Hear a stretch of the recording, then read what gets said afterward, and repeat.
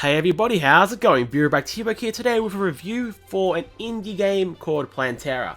And Plantera is one of these clicker genres, one of these incremental games where, there's no massive skill involved, you play and you get more and more money and more power, I guess, as you keep playing. But Plantera is based on a farm kind of style of deal, and as you can see here, I have some builders, I have plants, I have animals. It's actually a farm. It's really a lot of fun. So how do you make money? Obviously stuff falls off the trees naturally. There's cherries over here, there's pears over here, there's tomatoes or capsicums over here, some sort of purple fruit. And they drop off the trees, they drop off the bushes, they drop off the ground even. There's like carrots and pumpkins and lettuces on the ground over here, tomatoes over there. And your workers, the little blue dudes, pick them up. And also the chickens and the cows drop milk and eggs, and the pigs pick up dirt and they poop and they find boots. As you see here, this one just found a golden nugget. You can also click, so I can click these things to come down here and make it a bit quicker, I guess. But you don't need to click. That's my biggest enjoyment of the game. I love these incremental, even clicker style games, but I personally hate clicking, which is really weird. It just is so, spammy and whatnot, and I feel like you're disadvantaged if you don't click. In this game, clicking gives you the most microest of increases in productivity, and it actually is just easier to just let it play out. Leave it in the background, go do your homework, and it plays for you.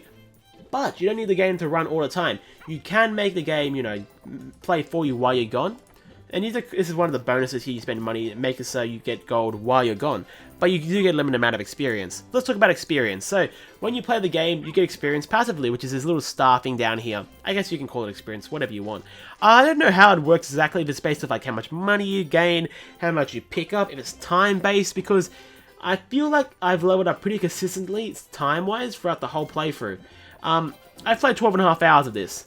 But again, I haven't played those 12.5 hours, for the 12.5 hours of going around the screen, I'm actually just, doing my homework, doing other stuff, even sleeping maybe, taking a nap, and the game can keep playing for itself, obviously. So, how do we put down more trees? Well, right now we have no space, so we have to expand our plot of land. In a second, holy crap, we need a lot of money.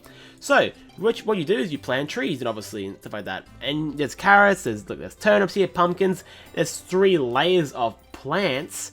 You got the shrubbery, or I guess the ground vegetables here. Then you got shrubberies, and then you got trees.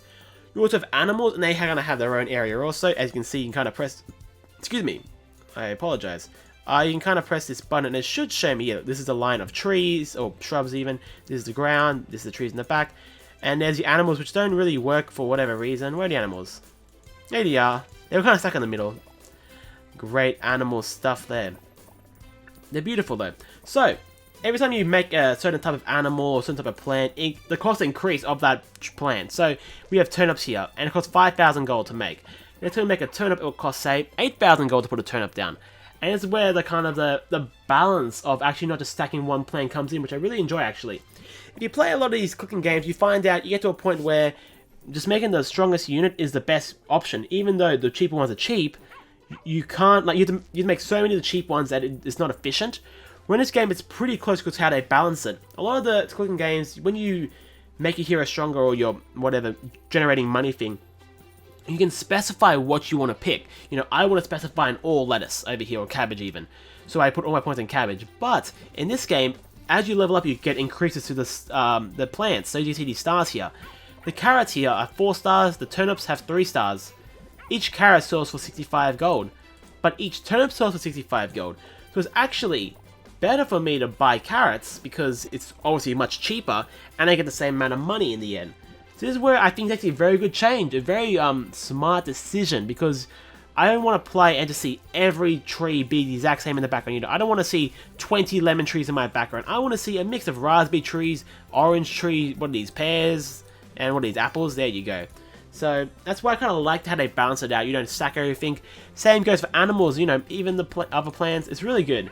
Also, some of the animals, only the pig actually, they drop multiple things. And I think it's a very fun, cool concept, The pig can either pick up dirt or poo. There's a boot over there, some coal and some gold. The cabbages and whatnot down here and the pumpkins are only 2 instead of 4. So, if you're playing with the builders, they have problems sometimes. They can't pick up all the stuff. Look how many plants are sitting on the ground here, in the ground. So, if we had pumpkins instead, they'd have a quicker time of picking them up. the builders aren't the best, the workers. Let's talk about the workers. So you get them passively, they're playing the game, you level up. Also, when you increase the lands, you also get another worker. And they walk around, pick up stuff. The AI isn't the best, but as you can see here, they pick up stuff out of the ground. They're picking up these carrots. They also pick up the stuff that falls from the sky, which is pretty good. And this makes so you don't have to click. Obviously, they're not as efficient as you, I guess, because, you know, they can't click up here and they can't pull the cherries down, but they do enough a job. There's so much stuff on the screen anyway at any one time. You can't possibly click it all of it by yourself. So that's what the workers do. Also, we have predators in a way. So here you can see a fox is coming into town. He's real happy, you know. He really wants to scare the sheep away.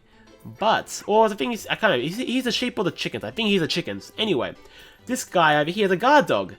And we leveled up. The guard dog actually scares away the birds, the rabbits, the foxes, the werewolves. So we need to buy more of him to protect our lands. And obviously we can also increase our base multiplier of the gold. So actually, carrots start at 1 gold each. Each star increases the value. I think it doubles it in a way. So it starts at 1 gold, goes to 2, 3, 4, and now it's 5 gold. But we can increase the multiplier by 13 times right now, for example. So, you know, 5 gold is now 65, which is 5 times 13 if you didn't know. So that's pretty powerful stuff right there. You can also click the stuff to scare them, instead of getting the dogs to do it. So that's the clicking stuff there, which you don't have to really do early game. Also, let's show you the building. It's very simple. As you can see, here's how many we can have of each thing. It increases as we expand. As you can see here, pigs are very expensive for us right now. We should probably invest in some sheep or some cheap old chickens, which are going to be getting upgraded very soon. The upgrades start from like the left side, tier 1, I guess you could say, and go from the upgraded trees. It goes from like ground shrubberies to trees and the animals, and it starts from the left side first. So we see it's 4 stars here, 3 stars here, 4 stars in this one, 3 stars here, which means the next one will be chicken. So we may as well buy some chickens because they're gonna get upgraded soon. And we'll also increase our land, you know, put some more trees down and whatnot. This is the number of trees we have. Obviously, we want a nice even spread, so that way we get, you know, maximum profits, because it costs a lot, as you can see here, the increase the tree. So, you know, let's just put down another pear tree and whatnot. Oh, why can't I put it down? Oh no, oh no, there's a missing spot somewhere, guys. This is the struggle. Look at this. We gotta find the missing tree spot. It's somewhere on the screen. I never find it. Oh, there it is, right on the edge. I'm an idiot. I apologize. That's the game in a nutshell. Very simple. You know, you just kind of build your plants, try and make an even distribution, which I like a lot actually, and just enjoy yourself. There's no intense micro gameplay going on. There's no like massive strategy besides maybe building pumpkins instead of like the 4 vegetables instead of just 2. And yeah, oh look at this. I love this. See how many like fruits are stacked up, and watch the builder go to work. Look at him go. He's like, yes, this is my day to shine, and he just runs through, picks everything up. It's so satisfying. We also click ourselves and make it more satisfying again. Yes. But yeah. Some problems with the game. It's very simple, obviously. It's clicking games have that thing, you know. There's no skill behind it. It's a time factor. And this game is most definitely time. I've played 12.5 hours. I'm not even done yet, I guess. Very simple. There's no, like, progression, I guess. You know, when you play clicking games, a lot of time now, anyway, they always have, like, a boss or something. Maybe be like, you know, collect 100,000 gold an hour to level up. There's none of that in this game. It's just, you know, sit here, cross your arms, get some M&Ms out, get some chocolate milk out, and just enjoy yourself. Maybe get some Doritos if you're into that. You don't need to use a mouse, so it's fine to get, you know, some dirty dust on your fingers. And just enjoy yourself. It's really fun, in my opinion. I enjoy it. I love these kind of clicking games where we don't have to click. And that's it, I guess. We've covered how the plant stuff, the workers, expanding. There's trees, obviously, animals, pesky rodents, increasing our multiplier, which is very expensive, obviously. You can go AFK and keep playing. So yeah, guys, if you want to check Plantera out, check it out. It's on Steam right now. I don't know the price exactly. It's not actually out yet. It's out in like 24 hours from now. Personally, I think it's a lot of fun, but that's just me, because I'm into these kind of games. If you want obviously something more action-packed, something where you actually got to do something, maybe look elsewhere. But if you're looking for something casual, maybe something to play with, you know, a young child even, because obviously it's very friendly. Also, it's very iOS-like, you know, smartphone-like. So this might come to smartphones. The developer actually has produced several smartphone games before, which I've actually played myself, which I've quite enjoyed. So I thought this is a great game by them again.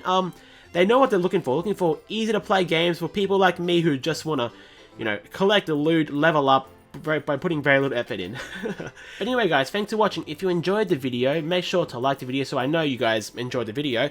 And if you actually want to see more of this style of review content, make sure to subscribe to the channel because I do reviews for games all the time. I also have gameplay of the game, so you can actually see more of this if you really wanted to. If you just want to see, the origin roots of me building my Plantera farm. Thanks for watching guys, and I'll see you next time.